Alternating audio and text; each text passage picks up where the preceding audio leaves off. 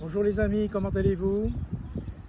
Aujourd'hui c'est votre rendez-vous, ou c'est notre rendez-vous hebdomadaire. Comme vous le voyez à Berlin, le temps n'est pas terrible, alors qu'à Paris, je sais, le soleil est au rendez-vous, tant mieux pour vous. Aujourd'hui je vais vous montrer un mouvement nouveau pour vous, qui est le démarrage du Traolu qui s'appelle Ipu. Je l'ai choisi parce que même s'il est nouveau, il démarre sur une technique que je vous ai enseignée pendant les 2 cours précédents. J'essaye toujours de conserver un point commun de manière à ce que vous ne soyez pas perdu, que vous trouviez toujours des points d'attache pour pouvoir continuer votre apprentissage. Alors nous allons commencer.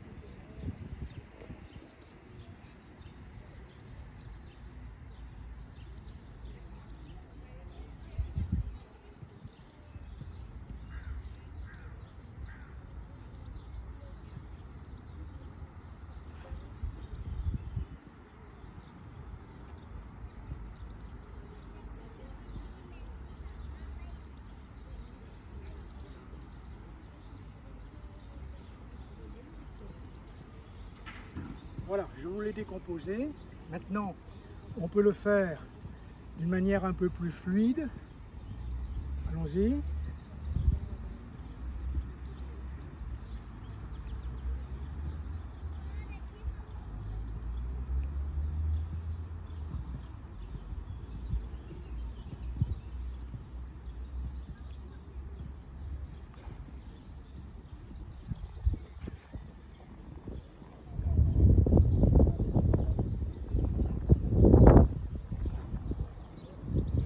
Ça veut dire que lorsque je me déplace vers la droite, je ne m'arrête pas, je pars, je continue mon mouvement. Le sens, regardez bien. Ici je bloque, comme la semaine dernière, je passe mon bras en dessous, je saisis le poignet, là une petite frappe au coude, ramener, descendre le bras, le coude de l'adversaire et le projeter. Voilà. C'est ça que ça veut dire. Dans un contexte plus réaliste de combat, ça peut se passer comme ça. Je bloque. Je saisis. Là, il y a le coude. Là, il y a le poignet. Je ferme. Il résiste. Je remonte le coude. Je descends. Et ensuite, je frappe. Allez, à nouveau, là, 1, 2, 3, 4, 5. Ça, c'est statique. Maintenant, si je me déplace, regardez. 1, 2, 3, 4, 5. Je recommence, là. Voilà.